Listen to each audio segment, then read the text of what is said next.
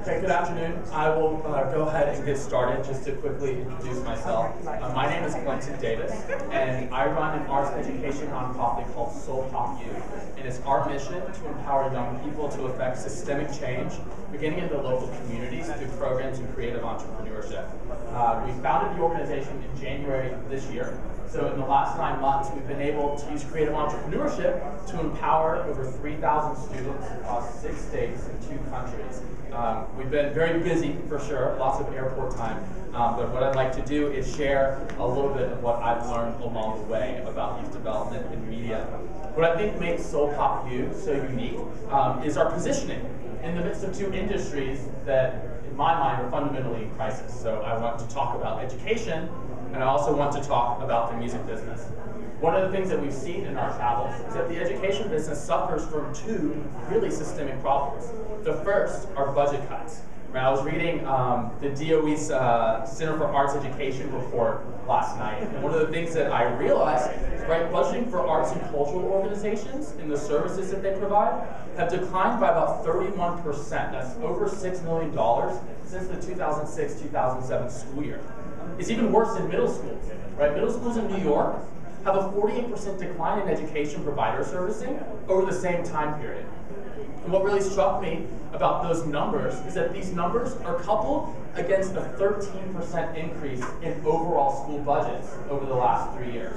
So if schools are getting more money to do more with their students, where is it going, right? And why is the money leaving the arts, which is a really fundamental component to a student's education? To me, unfortunately, it seems as though we're being met with a bit of ambivalence among school administrators, especially in New York City.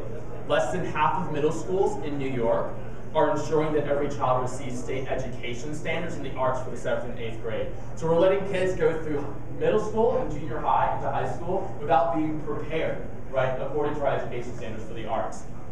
Nearly 30% of schools don't have certified arts teachers within their buildings. And principals have shrunk their arts education allocations to less than 2.9% of their overall budgets, just in the last 3 years. That's about a 63% decline in arts and cultural enrichments for students. And so, to me, you say, well, where are these students going to find their enrichment, right? Where are they going to learn about art so that they can take the skills that they learn from a music class, from an arts class, from a painting class, right, and transfer that into something that's tangible, that's real? To go a step further, we looked at the music business, right? The music business is also, what we all know from piracy, right, from iTunes, from the digital age. The music business is also very much in crisis because we have shrinking sales, which means that there are shrinking opportunity for artists. In the digital age, the barriers to entry are very low, but the opportunities to achieve scale and scope are dwindling. In 2008, for example, there were 115,000 records that were released to the market, but only 6,000 of them sold more than 1,000 copies. And less than 250 records released all year sold more than 100,000 copies. The Recording Academy noted a 31% drop in physical trade sales. So that's mostly CD sales, right? So CD sales in 1 year down 31%. So artists are having to find increasingly diverse ways to have their stories told. And in education and music, you have so much intellectual capital. You have so much human capital that is, in essence, being squandered, right? So the things that we use and we value most, and their beneficiaries, whether it be students, whether it be artists, are losing out because these 2 industries are in fundamental change, and no one's really sure what paradigms to employ moving forward. So I think that's where Soul Pop U comes in, right? I'm very excited by both of these industries because out of chaos comes opportunity.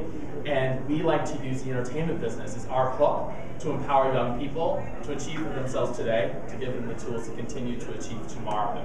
And I want to talk about 3 ways that we, in essence, make children's souls pop. We do that first by going to where kids are. We like to meet them exactly where they are and how they're thinking. Second, once we're there, we like to put fresh perspectives on what they think they know. And last, we like to give them the power to invoke change for themselves and then invoke change for others. So the first thing, meeting people where they are. There are a lot of teenagers in the world, right? The demographic that we serve are middle and high school students ages 10 to 19. Across the world, there are 1.2 billion children that fall into that age range. 33 million of them live in the US. Like, that's a lot of kids. So with that many kids, you have a demographic that yields a lot of influence, whether it be over their parents, over their peers, right, over culture, right? Marketing and branding campaigns from some of the world's largest corporations look to this age demographic to see how best to put their ideas and to put their products forward. And these same 33 million kids account for a lot of consumption in the entertainment business. In the US, the record business generates about $8 billion in revenue every year. Kids ages 10 to 19 represent $1.5 billion of those dollars. I was reading a report the other day from Nielsen, which is an entertainment research company. It's their 2009 report on how teens use media. In May of 2009, 1.9 million teens logged onto the internet to consume music video content. Right? Teens make up about 20% of the mobile video market, and they allocate about 54% of their content downloads just to music. And in the first quarter of 2009, 23% of teens downloaded music, 43% downloaded ringtones that were related to pop music, and 45% of them, of the teenagers who were polled say that they consume music at least 5 hours or more per week. So to me, it's very clear that kids consume a lot of music. They spend a lot of time in this industry, right, in this medium. And so I think it's important to say, all right, the numbers are giving me the feedback. Right? I know where kids are. I know what they're listening to, and I know what they're doing. Let's meet them there. Let's meet the kids in their playing field. How powerful would it be if I could put a fresh perspective on something that kids already know in a large way, given what these numbers said, right? How cool would it be to give the industry that they consume a facelift and use that facelift to empower them? And so we like to do that with mission-based artists. We don't work with just any rock band. You know, in my eyes, the Harvard math major who worked at a hedge fund and is now a rapper is someone we really want to work with. And the cool thing is, he exists, right? And we can sponsor him and send him into schools where he can talk about all the skills that he's learned across industry, whether it be in finance, whether it be while he was at Harvard, right? The things that he's learned about being an entrepreneur in a business that's undergoing fundamental change. He can be a role model first and an artist second to these kids, but he can use content that's sticky. Right? He can use content that these students understand in order to help them invoke change for themselves and invoke change for others. It's also just a really funny story, a quick digression. I was in a meeting with a senior manager for a very well-known foundation that's based in Harlem, and we were talking about the idea of meeting students where they are. She's a big proponent of bringing in the string quartet, right, of bringing in the mezzo-soprano into a school, and to say, okay, kids, you may not be familiar with this mezzo-soprano, but you're better than the music that you listen to. Listen to her. And that really struck me because in my eyes, it seemed as though she was judging the kids. She was placing a value judgment on something that we know students consume in a very large way, right? 45% of kids listen to at least an hour of music a day. And she's placing a value judgment on that. Who am I to judge what a child likes? If you like samba music, I'd like to find you a samba artist, right? Because you can relate to the samba music. And then I can give samba a facelift to teach you something new and to bring you back to where I am. And so that's what I enjoy so much about this organization, what I enjoy so much about learning about children and learning about youth and how they use media and what they do with it. So we have the kids, right? We have these kids with our artists. And we say, all right, it's now time to give the entertainment business a facelift. We're all familiar with the tabloids and who is kind of running in it, and we all know the music that we don't want young people to be listening to. But I want to play a really quick game that I like to play with some of the students that we work with to show you that there are artists in the business, and there are artists that we continue to work with who have really, really interesting stories that should be shared. For instance, who here is familiar with John Legend? Okay, awesome. So, does anyone know where John Legend went to college? So he went to University of Pennsylvania, right, which is an Ivy League school, one of the best schools in the world. And his first job out of school was, does anyone know by chance? So he was a consultant for the Boston Consulting Group, which is one of the 3 largest consulting firms in the world. Right? They help companies operate more efficiently. So in my eyes, John Legend has a passion for storytelling. And he took a passion for storytelling and turned that into an Ivy League tenure where he got a degree in English and African American literature, turned that into a very prestigious first job where he learned business skills, he learned marketing skills. He honed his storytelling craft, right? And turned that into a recording career that you and I both know today. But before the recording career that you and I know, he was a consultant putting out records. About 5 records came out before the first one you and I know called Get Lifted. Or what about 50 Cent? What does he actually want to be when he grows up? Do you have an idea? So 50 Cent's always wanted to be a venture capitalist. But given his background, the only way he knew to do it was through rap music. So he used rap music to give him the resources to do things like buy a very well-known brand. So you want to know what he bought and then resold? Good, yeah. The vitamin water brand, right? Which was an incredible $400 million deal that a rapper did because he always wanted to buy and sell businesses. Or Beyonce. Beyonce made about $80 million last year.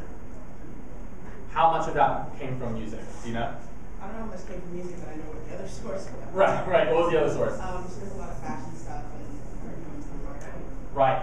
Beyonce is a branded experience. I think that Beyonce and Lady Gaga are probably two of the best branded experiences we can think of, right? Only 29 million of her earnings came from music, which I mean is a large number. If you gave me $29 million to sing you a song right now, I'd be happy. Don't get me wrong. But when you take that in context, it's $80 million, right? Maybe a quarter of her money came from just singing. The rest of it was entrepreneurial. The rest of it was a branded experience, right? It is a Beyonce experience. It comprises fashion, comprises fragrance, anything. I think there's even a foundation, right, that Matthew runs. Yeah. So these are the kinds of things that we like to expose children to say, listen, right? Music can be a part of a greater entrepreneurial experience. It can be a part of greater creativity where you build personal brand value for yourself doing what you love. So why not? And so it's a really interesting thing to take these artists that these kids know so well, to take emerging artists. The other week I was in Atlanta with a woman named Wendy Starlin. She discovered Lady Gaga. So we all read about Wendy in the New York Post, lots of gossip magazines. But we don't know that Wendy went to Cornell, right? And Wendy runs a record company that works in the venture philanthropy space that's distributed by Universal. And she's also the marketing mind behind one of the biggest brands on the planet, right? So these are the kinds of things that I love to put in front of young people to say, look, here, we are where you are. But look, there's a PowerPoint behind this record, right? There's a discounted cash flow statement that went into the outfit that you saw on the red carpet. So these are some of the things that I think are very powerful when you remove the value judgment, right, of what kids should be consuming. And you say, fine, if that's the kind of music you like to consume, let me give you a new way to consume it. Let me give you a new way to think about it. So we put both of these ideas together, right? We talked about meeting kids where they are, meeting young people where they are. And then we talked about putting together new perspectives on where they are to help them achieve something very powerful. I think that when you do both of those things, you have a really great recipe for invoking positive change. And I was really encouraged by a quotation that I'll read to you. Apologize for going to my notes to read it.